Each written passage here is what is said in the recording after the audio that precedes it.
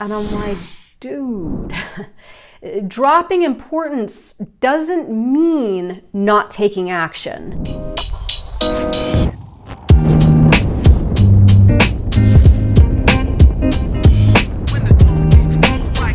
Excess potential.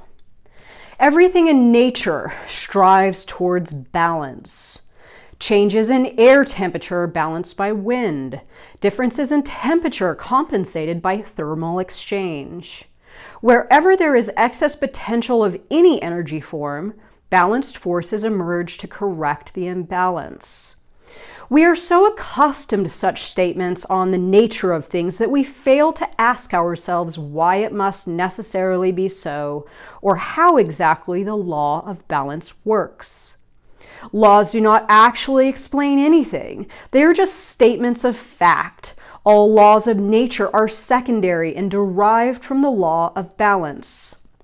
The law of balance is primary, at least it appears to be, and it is possible to explain why equilibrium should exist in nature in the first place, or, more specifically, where balanced forces originate from and why indeed they exist at all. The fact that we have become accustomed to something doesn't mean it is the way things necessarily are. One can only imagine what the world would be like were it not for the law of balance. An atmospheric jelly or an aggressive furnace, perhaps.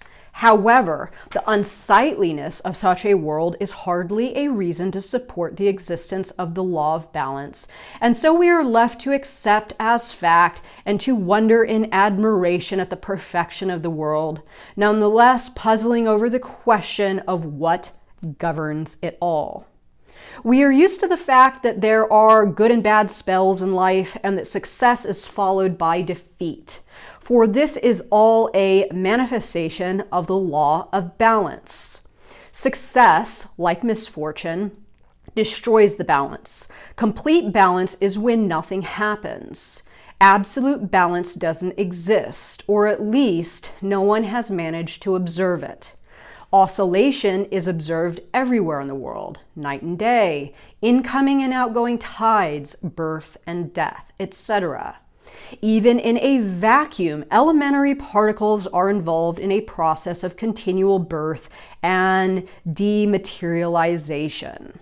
The entire world can be seen in the form of pendulums that oscillate, fade, and interact with one another. Every pendulum receives a jolt from its neighbors, and in turn gives out its own. One of the main laws governing this complex system is the law of balance. Ultimately, everything strives towards balance. You are also a kind of pendulum. If you take it into your head to destroy the balance and sway sharply in a particular direction, you will brush against the neighboring pendulums, creating commotion all around, which will then turn against you. Exciting, huh? Balance can be destroyed by actions and also by thoughts, and not only because thought is followed by action. As you know, thoughts radiate energy. In the world of material realization, everything has an energetic foundation. Everything that occurs on an invisible level is reflected in the world of visible material objects. It might seem as if the energy of our thoughts is not powerful enough to have an impact on the world around us. And if that were the case, everything would be a lot simpler.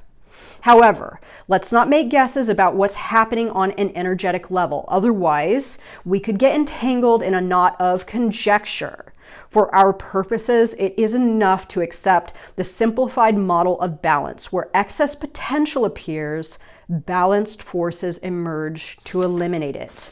Dun dun dun! Excess potential is created by mental energy when too much importance is given to a particular object. For example, let's compare two situations. One situation, you are standing on the floor in your house, and the other, you are standing at the edge of a precipice. In the first case, the situation causes you no concern. In the second case, the situation is of grave significance. One careless move, and the mistake is irreparable. On an energetic level, however, the fact of simply standing is of equal significance in both cases. So this gets me back to saying that transurfing teaches us how to do this as if we're actually doing it on the ground, right? Not creating that excess potential. On an energetic level, however, the fact of simply standing is of equal significance in both cases. Standing above a precipice, your fear heightens intensity and creates inhomogeneity in the energetic field. At this point, balanced forces emerge aimed at neutralizing the excess potential. You can even feel their influence. On the one hand, an inexplicable force seems to pull you down, and on the other, another force draws you to step away from the edge, right? Returning back to safer ground. To eliminate the excess potential of your fear, the balanced forces are required either to drag you away from the edge or to cast you downwards and be done with it. It is the impact of the balanced forces that you are experiencing. On an energetic level, all material objects are of equal significance. It is we that attribute specific qualities to them, such as good, bad, cheerful, sad, attractive, repulsive, kind, wicked, simple, complex, etc. Everything in this world is subject to our assessment. The assessment itself does not create inhomogeneity. I know I'm pronouncing that word wrong. In the energy field, sitting in an armchair at home, you can make the assessment that sitting there is safe, but standing at the edge of a precipice is dangerous. At the moment of making the assessment, the situation you are considering does not worry you, and so balanced forces is in no way disturbed.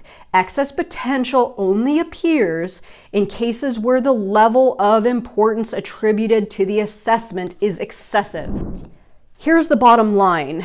Once you have placed importance on anything, you are inviting in balancing forces. Now, I know people say a lot, well, if I don't have importance on anything, how am I going to get anything done, right? How am I going to get anything done? If I drop importance on money, how am I going to make money? I remember one time somebody said, I've dropped importance on money and now I'm broke and I'm going to be homeless soon. And I'm like, dude, dropping importance doesn't mean not taking action. So what dropping importance means is it means that you are not over-evaluating the scenario if it plays out in the opposite direction of your intentions. So an example would be like this. Oh my God, I need to make money right now. If I don't make money, I'm screwed. I'm going to lose my house. I'm not going to have any money to eat. I'm going to end up in a homeless shelter. I can't not make any money or lose all my money. I've got to make some money. Okay, so first of all, there's a ton of excess potential there. You are essentially creating that reality and then inviting in balancing forces to make certain that it will finish the job, right? If you are in this position and you are on the verge of homelessness and you have no money, you declaring all the things that could go wrong and how bad it would be if you fell, right? I must not fall. This doesn't actually create money for you. Lowering your levels of importance is about you not charging the situation up with a bunch of excess potential and emotions. So instead, it would look like this. Isn't this an interesting situation? I need to make some money. So what is the best way that I could take action right now to make some money? Oh, my friend just got a job as a Postmates delivery person or an Uber driver. Okay, so I'm going to now enter into that realm and figure out all the things that I need to do to secure myself in one of those positions so I can make money. So as you can see, there are two very distinct ways of going about needing to make money or dealing with the fact that you need to make some money. There's the panicking, the excess potential, declaring all the bad that's going to happen if you don't make money. And then there's the person assessing the situation from a non-emotional standpoint, just looking at what needs to be done to make money. So lowering your levels of importance is definitely not going to be like, you're just going to make them disappear.